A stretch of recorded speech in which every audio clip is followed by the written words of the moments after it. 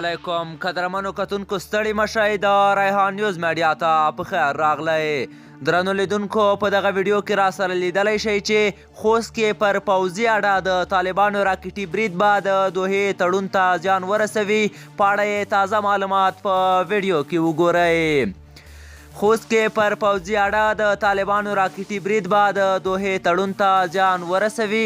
د خوست امنیتي چارواکي وایي طالبانو پرون مازدیګر 4 بجې د خوست ښار جنوب ختیځه څنډه کې د بهرنیو ځواکونو په پوځي اډه راکټي حمله کړې ده.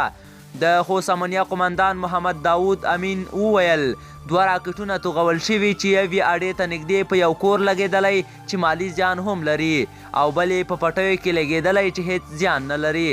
ښاغلی امین زیاتوي په کمپ حمله شوې ده خو راکټونه په کمپ نه دي لګېدلي بلکې د باندې لګېدلي دي. نور تلفات نه لري خو کور ته مالي زیان اوښتی، اډې ته هیڅ مالي او ځاني زیان نه دی اوښتی.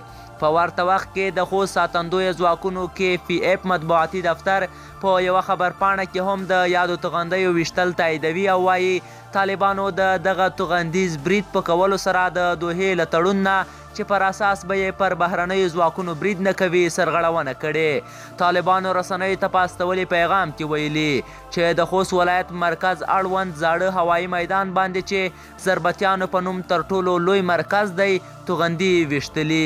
د طالبانو ویان ذبیح الله مجاهد ادعا کړې چې په دغه برید کې ګڼه مرګ ژوبله اوښتې، هغه څه چې افغان چارواکي یې نه مني.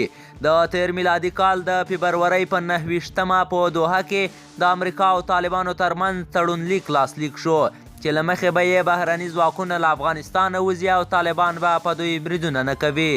خو اوس پوښتنه دا ده چې د طالبانو دا راکټي حمله به د دوحې تړون ته زیان ورسوي که نه.